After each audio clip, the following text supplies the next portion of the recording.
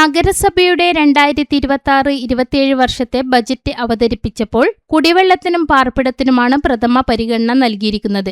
ഭവന നിർമ്മാണത്തിനും ഭവന നവീകരണത്തിനുമായി 1.2 കോടി രൂപയാണ് വകയിരുത്തിയിരിക്കുന്നത്. വിവിധ പദ്ധതികൾ ആവിഷ്കരിച്ചതിൽ കുടിവെള്ള പദ്ധതിക്ക് 2.63 കോടിയും വനിതാ വികസനത്തിനായി 46 ലക്ഷവും ആരോഗ്യ മേഖലയ്ക്ക് 1.11 കോടിയും ശുചിത്വ മേഖലയ്ക്ക് 1.12 കോടിയുമാണ് വകയിരുത്തിയിരിക്കുന്നത്. സമ്പൂർണ്ണ ആരോഗ്യം, കായികക്ഷമത, ടൂറിസം, ഹൈടെക് അംഗൻവാടികൾ തുടങ്ങിയവ ബജറ്റിന്റെ മുഖ്യ ആകർഷണമാണ്. 2026-27 വർഷത്തിൽ 102 കോടി വരുമാനവും പ്രതീക്ഷിത ചിലവ് 28.88 കോടിയും പദ്ധതി ചിലവ് 65.51 കോടിയും കഴിഞ്ഞ് 8.1 കോടി രൂപ നീക്കിയിരിപ്പ് വരുന്ന ബജറ്റാണ് നഗരസഭാ ഡെപ്യൂട്ടി ചെയർപേഴ്സൺ നിഷിത റഹ്മാൻ അവതരിപ്പിച്ചത്. നഗരസഭാ chairperson advocate E V Ramakrishnan അധ്യക്ഷത വഹിച്ചു.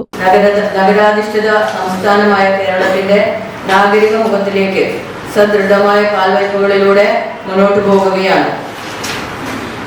2025 നിന്നും ഒരു ദശകത്തിനപ്പുറം മൂന്നാം ഭരണസമിതിയുടെ പ്രഥമ ബജറ്റിൽ ഈ നഗരത്തിന്റെ പ്രവർത്തനപാതയിൽ വനിതാ ക്ഷേമ പ്രവർത്തനങ്ങൾ അടയാളപ്പെടുത്തിയ ഒരു ഭരണസമിതിയുടെ തുടർച്ചയായി 2026 ഇന്നേ ദിവസം ഒരു വനിതാ പൊതുപ്രവർത്തകയായി നിങ്ങളോടൊപ്പം ചേർന്ന് നമുക്ക് വേണ്ടി തയ്യാറാക്കിയ ഈ ബജറ്റ് വികസനത്തിനും ക്ഷേമപ്രവർത്തനങ്ങൾക്കും സാമൂഹിക സാംസ്കാരിക സാക്ഷരതാ മേഖലയിലെ പ്രവർത്തനങ്ങൾക്കും അടിസ്ഥാന സൗകര്യ വികസനത്തിനും ദാരിദ്ര്യ നിർമ്മാർജ്ജന പ്രവർത്തനങ്ങൾക്കും അംഗീകാരം നൽകിയ ജനവിധിക്ക് കൃതജ്ഞത രേഖപ്പെടുത്തിക്കൊണ്ട് ഈ വിനീതയ്ക്ക് നൽകിയിട്ടുള്ള 6ാമത് അവസരത്തിന് ഹൃദയത്തിൽ നിന്നും സ്നേഹം പ്രകടിപ്പിച്ചുകൊണ്ട് ഇന്ത്യൻ ഭരണഘടനയുടെ 74ാം ഭേദഗതിക്കും 1994 കേരള മുനിസിപ്പാലിറ്റി ആക്ടിനും അനുസൃതമായി തയ്യാറാക്കിയ തൃക്കണ്ണൂർ നഗരസഭയുടെ 2025-26 വർഷത്തെ പുതുക്കിയ ബജറ്റും 2026-27 വർഷത്തെ മതിപ്പ് ബജറ്റും അഭിമാനപൂർവ്വം ഈ കൗൺസിൽ മുമ്പാകെ